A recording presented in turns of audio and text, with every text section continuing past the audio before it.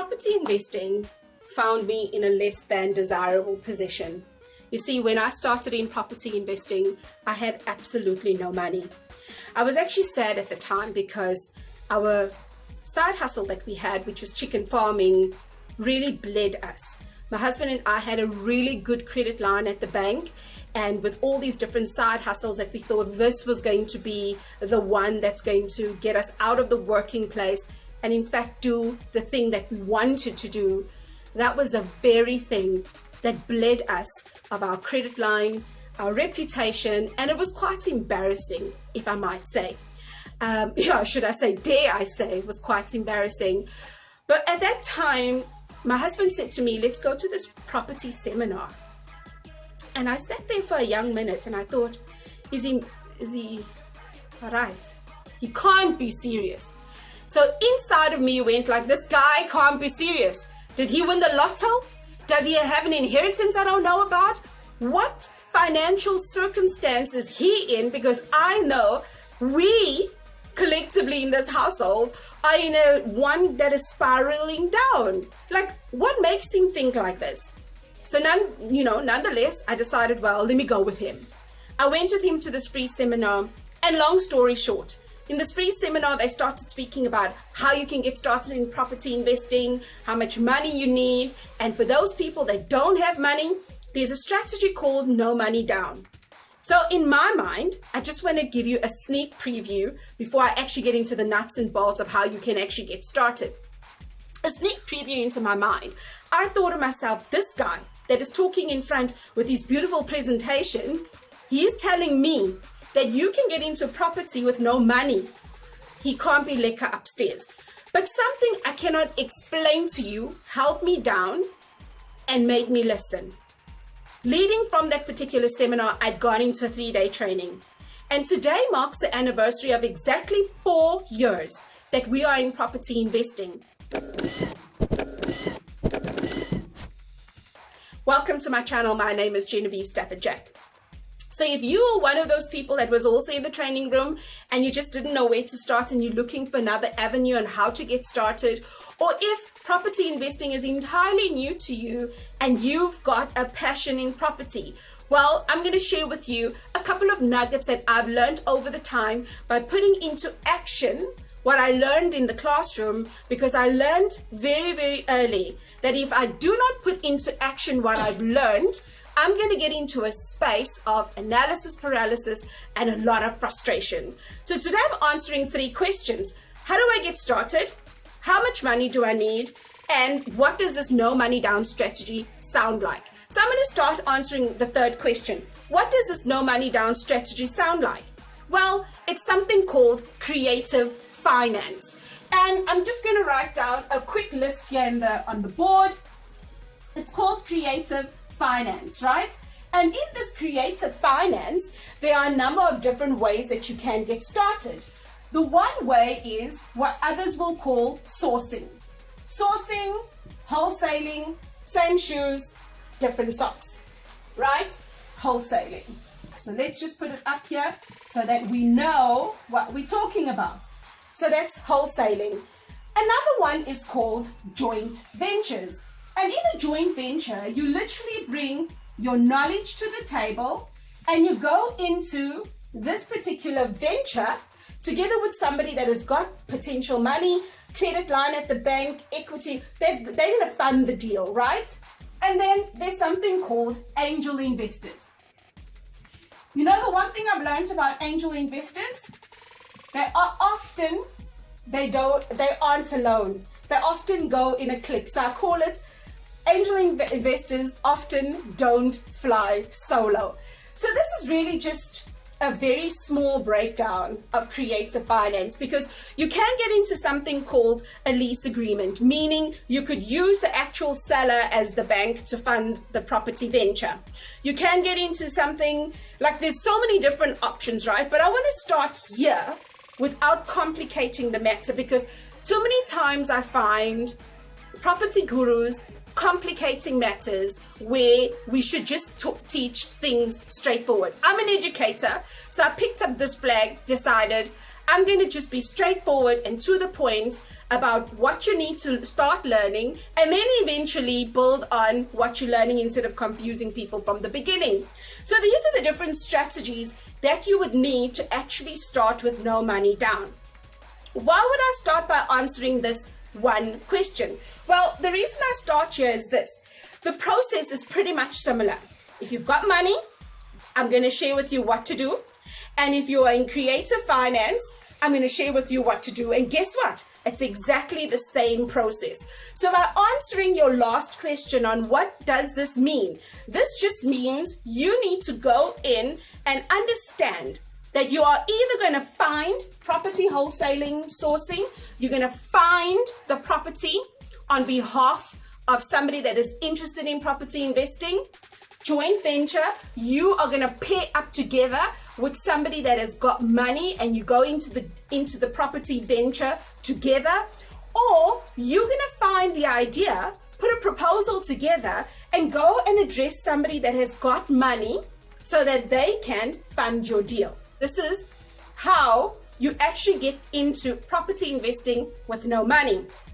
What is it that you do, whether you've got money or whether you've got no money? Which then gets us into question number one. How do I get started in property investing? So here are the facts on what you need to get started in property investing. Understand where you are financially. Are you in this category of people that have got no money?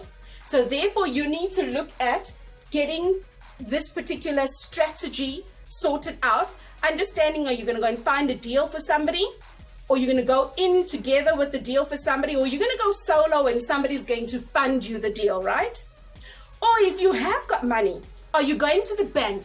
Are you going to tap into equity? Equity meaning you've been paying your house for a long time and you've got extra money in the bank. And I'm going to put up a video here that will lead into an explanation about equity. So here we are with and without money, right? So here we are without money, your creative finance, or here we are with money. Now we get started. As we get started, we understand where we are financially. Tick. We understand where we are financially, right? Don't get stuck in that particular process. All you just need to establish is, where is the money going to come to fund this particular venture? Number two, you need to understand, so what is it that I actually want from property? Do I want to buy a property, renovate it, and sell it? That is called a flip. Or do I want to buy a property, renovate it, and rent it out? That is called passive income, or buy to let, or buy to rent. There's so many different terminologies, but you're really going to be getting in passive income, whereas this side you're going to find, renovate and sell it, where it's an active income. If you're not doing anything, the money's not coming. This one is you put in the hard work in the beginning, and therefore the proceeds are going to pay you over a period of time. Passive income. Now when you establish this particular strategy, so you've got money, you now know maybe you want passive income, right? Because you want to get a few properties so that pays you so that you could leave work, or you want to get a few properties that pays you and you want to pay your kids' school fees, whatever your reason is for getting started in property. Now, for somebody that is in creative finance, you want to understand, where is this person that is looking for these property opportunities so that I can go ahead and find this particular strategy for them. Are they in passive income or are they in active income, right? The next thing that you need to do is, depending on the strategy, you must find an area that's going to work. So you can't quite go to, for example, a luxury area where houses are in probably 10 million and then say, well, because it's 10 million, it's so much money that you're going to buy for the house, I'm going to make so much money. I would love that you think in reverse. When you get properties that are worth a little bit less than 10 million or a lot less than 10 million, say for example, you get a property that's worth 300,000 Rand. And in this 300,000 Rand, in that particular area, potentially the property rental is going between 3,000 and 5,000 Rand. It's going to come in easy and go out easy. And you're able to learn that strategy, build on it, and repeat. When you are in the creative space, those are the type of properties that you're going to find goes quick like this, because the people that are interested in property investing want to start off on a smaller scale. They don't want to be looking for anything over 800,000, 900,000, even over $1 million. Trust me, there's something that I learned. When I stuck to the recipe of between 300,000 and 600,000 or anything less than 600,000, it was going. The moment I escalated and I went to 800,000, there was a divide. When I went to R1 million to find that particular property, $1 million and above, the air got very, very thin up there. So when you actually want to get started in property investing, you want to start with something that I call is a low hanging fruit. You want to start off reasonably, because people that are interested in property investing are people like you and I that potentially either working for themselves or they've got an 8 to 5 job and they don't have a credit line to get to 10 million, right? Do you see where the logic comes in that one? And then also, you're not looking for somebody forever and ever and ever with this huge cost of it, maybe 10 million or even a 5 million or even a 2 million deal. You're looking for people that are everyday people like you and I that want to rent, our civil servants, people that just can't quite get their bonds or their finances in order and they're looking to rent property, young professionals that are coming from home that are not sure what is it that they're doing. So you want to understand that the area that you're looking in talks to the strategy, which is either your passive income or your active income. You want to understand that you're going to go into the property market quick and you're going to come out quick. Why? Because that is a turnaround of where the houses or townhouses and flats are being sold realistically.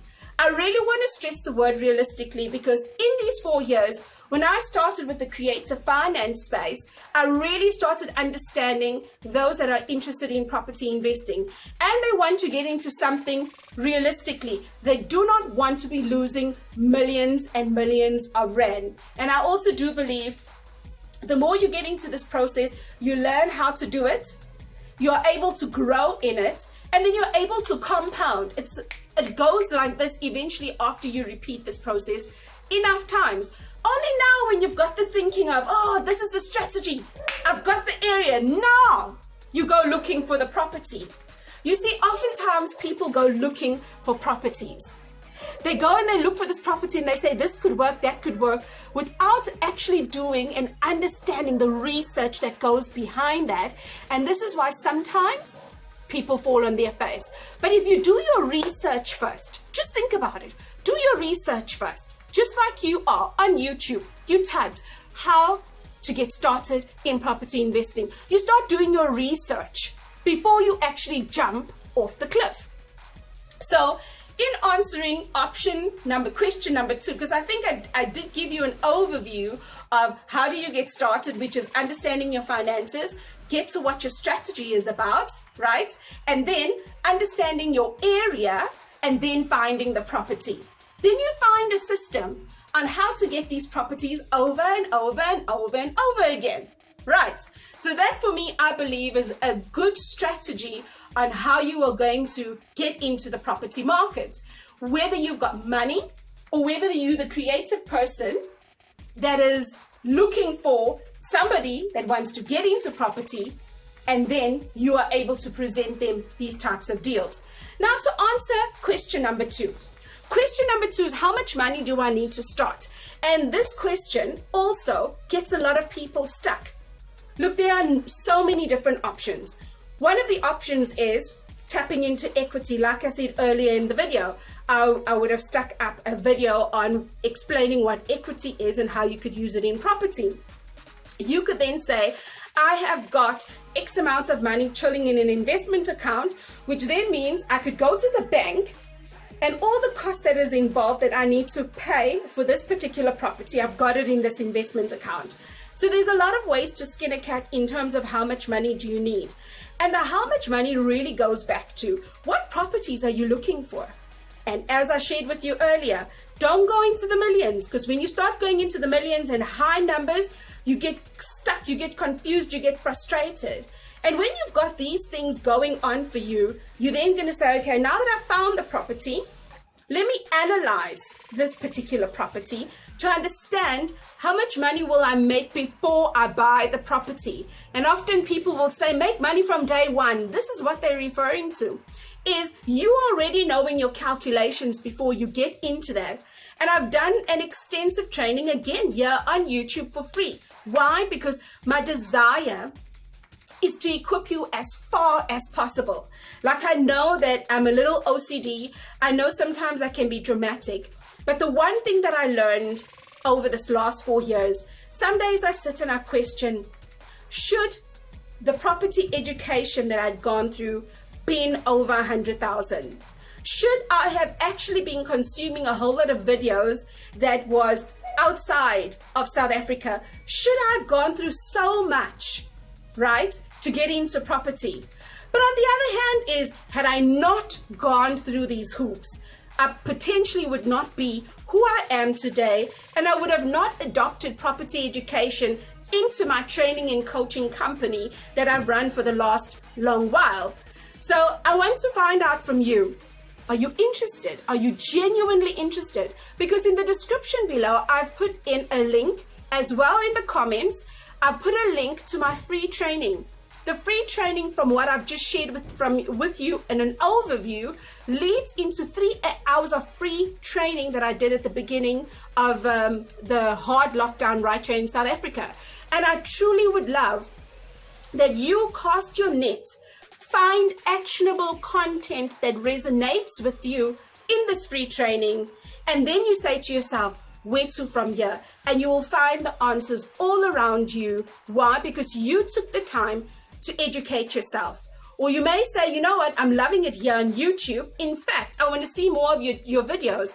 Right here, I've created a playlist called Getting Started in Property, right? You could go into this particular playlist and start seeing what does it take to get started in property, questions aspiring property investors ask, or those that are interested in property. So will I see you over in this playlist, or will I see you in my free training? Which one will it be?